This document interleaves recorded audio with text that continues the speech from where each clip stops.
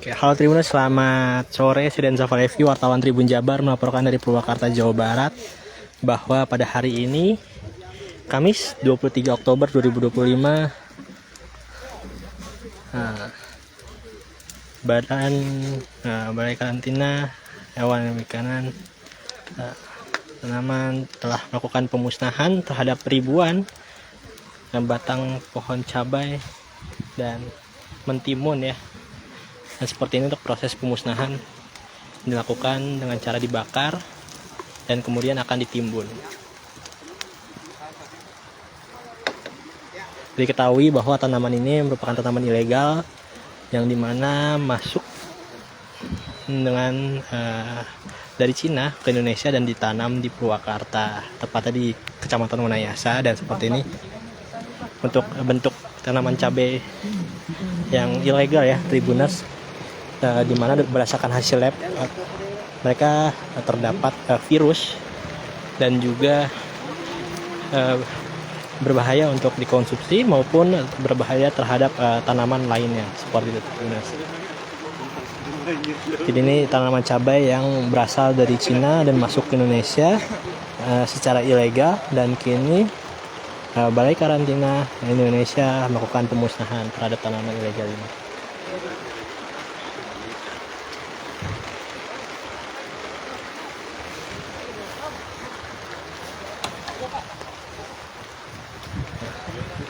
Dimusnahkan secara langsung.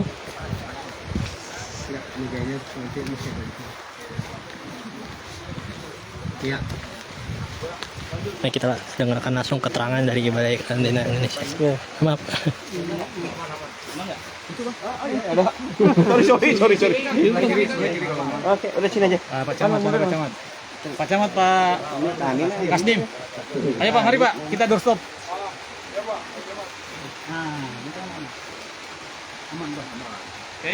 Oke, siap. Oke, bisa dimulai? Iya, ya.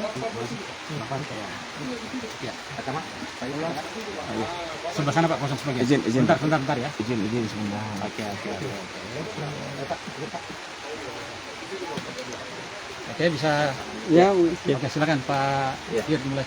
Assalamualaikum warahmatullahi wabarakatuh. Teman-teman media yang saya hormati, kita saksikan pada sore hari ini kita melakukan pemusnahan benih cabai dan terong berasal dari Cina yang terdeteksi mentimun, cabai dan mentimun yang terdeteksi bakteri. Ini hal yang sangat penting yang kita lakukan oleh Badan Karantina Indonesia yang selalu menjaga pertanian Indonesia dalam menjaga ketahanan pangan kita.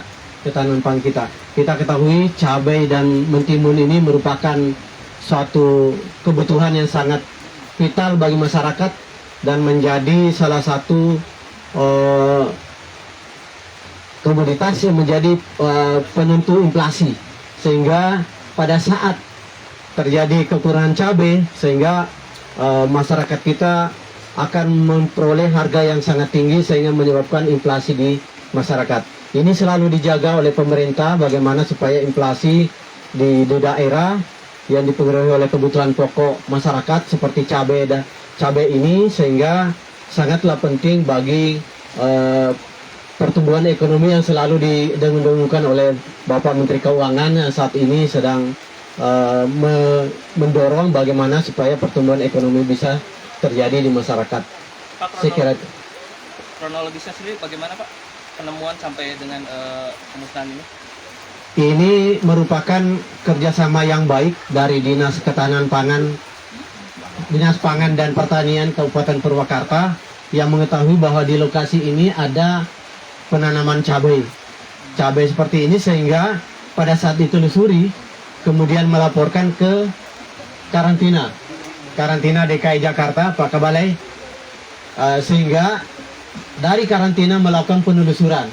Kalau ada pertanaman di sini berarti ada pemasukan benih. Kalau ada pemasukan benih, tentunya pembeni itu harus masuk secara resmi. Karena kita ketahui benih yang impor dari luar negeri masuk ke Indonesia harus dilengkapi sertifikat kesehatan tumbuhan atau dikatakan phytosanitary certificate.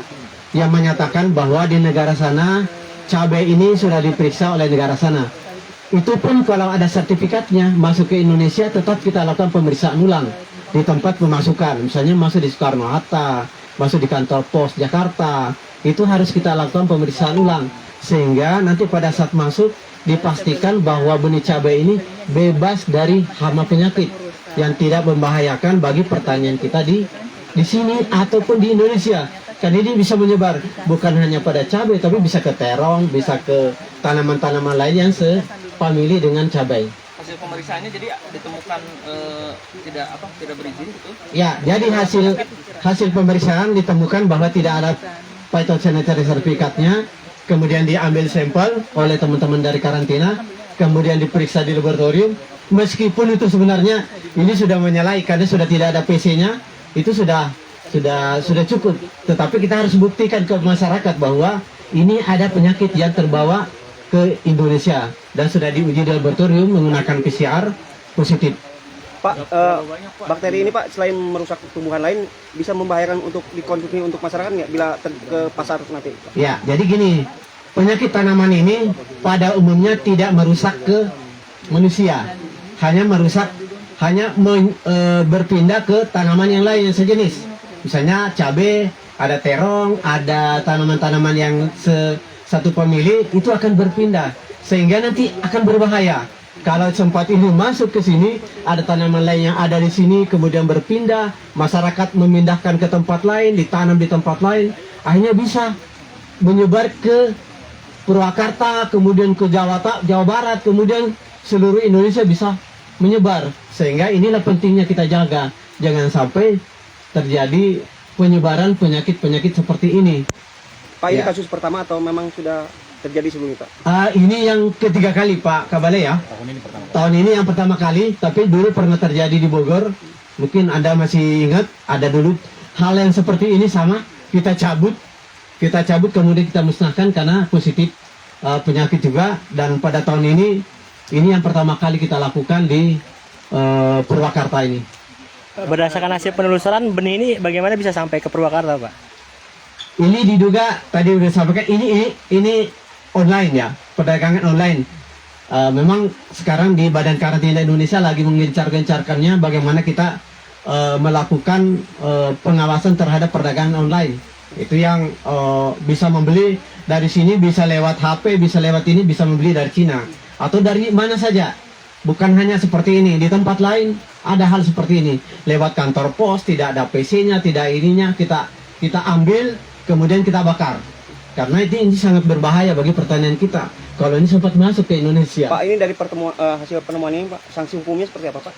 Tentu nanti ini sudah dilakukan oleh penyelidikan oleh teman-teman dari PPNS, Balai Besar Karantina Hewan Ikan Tumbuhan Jawa Barat. Kita menunggu nanti hasilnya seperti apa. Dan di sanksi hukumnya ada. Di Undang-Undang Karantina kita tentang karantina hewan ikan dan tumbuhan ada sanksi hukumnya, ada dendanya, dan ada pidananya. Pak, ini berapa hektar Pak? Mungkin kalau jumlahnya, mungkin dari dinas 4,9 hektar ya. Jadi itu ya Tribunas, 4.300 cabai. tanaman ilegal ini masuk dari perbelanjaan online ya, dan ketahui membawa penyakit dan Ya, mungkin nanti dinas akhirnya pada hari ini dimusnahkan. Seperti itu Tribunas. Nanti untuk berita lengkapnya akan disampaikan di website tribunjabar.id. Saya Den Safalevi, wartawan Tribun Jabar melaporkan dari Purwakarta, Jawa Barat.